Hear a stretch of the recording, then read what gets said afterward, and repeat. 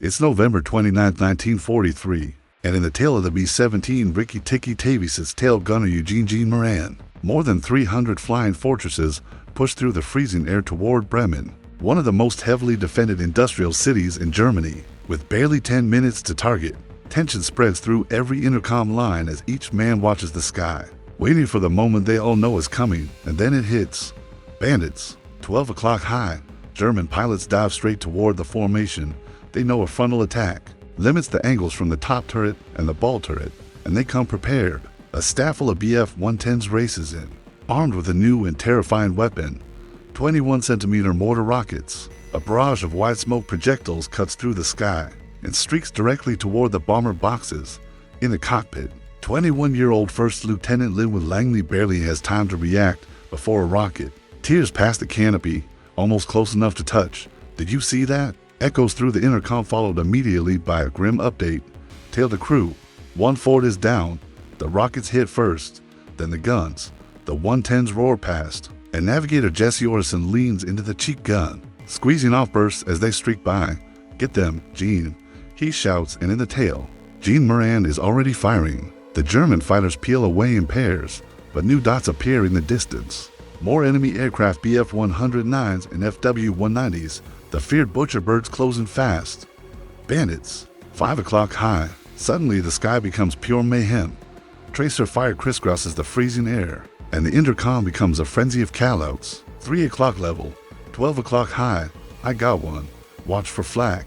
Dirty gray bursts erupt ahead as German 88mm flak fills the sky. Some fighters pull away. Others press directly through the explosions and charge at the formation.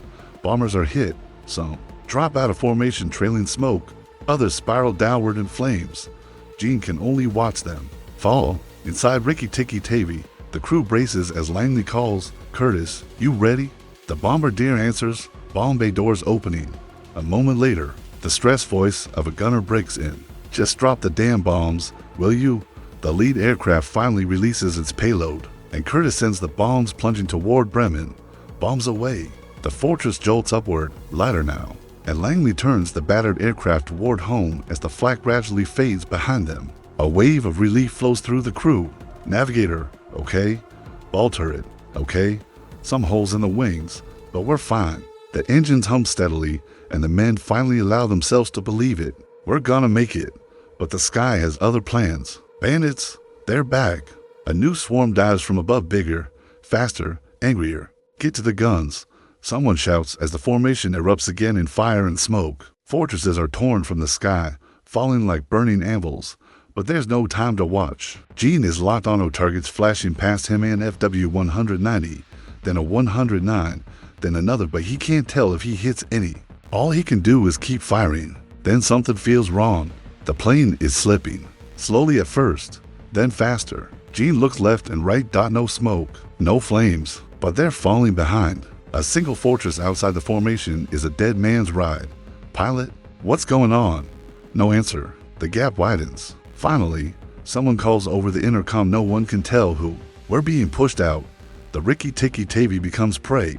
Fighters pounce instantly. Gunfire rips the fuselage. Screams echo through the intercom. Still no word from the captain or co-pilot. Later in life, Gene could barely speak about this moment, but his friend's book, Tailspin, reveals the truth. From the ball turret, Gene's best friend, Wilbur Pee Wee Provost, screams, "Mo, he's coming up at us. He's coming right up our ass." A moment later, a broken cry, "Buddy, I'm done." Gunshots tear through the plexiglass. A twin-engine Messerschmitt flashes past the tail. Gene fires, hits it, and watches its smoking frame disappear. But Pee Wee is gone.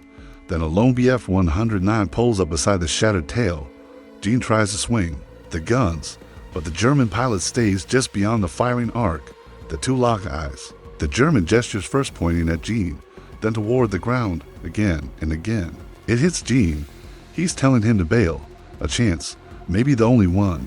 But before Gene can choose, another American gunner fires. The temporary truce shatters. The German banks away, and in seconds, the entire swarm descends to finish off the wounded fortress. The tail becomes a storm of metal. Gene is thrown from his seat.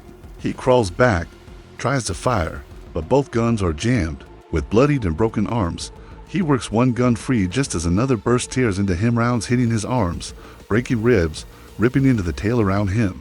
He fires a few desperate rounds before another hit throws him backward as the aircraft begins its final death dive. Metal groans. The tail shudders violently. Gene reaches for his parachute only to see it shredded. The spare is near the tail wheel, but he can't reach it.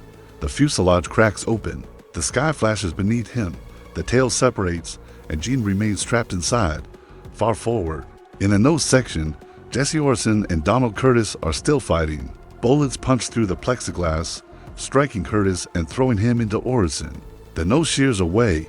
Orson wrestles a parachute onto Curtis's limp body, pushes him out, and is blown from the aircraft as jagged glass tears into his legs. As he falls, he sees the tail of Rikki Tikki Tavi spinning violently through the air, unaware that Gene is still inside. Witnesses would later claim the tail gun still fired as it fell, but Gene always denied it. Inside the tumbling wreckage, blood fills his eyes. Centrifugal force pins him in place, and the world becomes a spinning red blur. The fall feels endless. Then impact, the tail crashes into trees with a force no living man should survive. But Gene does, through blurred vision. He sees light shining between torn metal plates and crawls toward it, dragging himself with two broken arms. He slips, falls, and suddenly finds himself on the forest floor. Above him, impossibly, the tail of the B-17 hangs wedged in the branches. He touches his skull and feels a gap wide enough to press fingers into. Voices approach. He expects to die, but instead of vengeful civilians, he hears French and then German voices. Workers and soldiers drag him from the wreckage and bring him to a nearby camp where a Serbian doctor fits a metal plate into his exposed skull. In the POW hospital, Gene suffers nightmares, falling, spinning, screaming, reliving the descent over and over. But he survives, and after the war, he returns home, alongside the only other survivor of Rikki Tikki Tavi, Jesse Orson. 8 years after Gene's death, in 2022, his friend John Armbruster released Tailspin, telling the unbelievable true story of the tail gunner who fell without a parachute and lived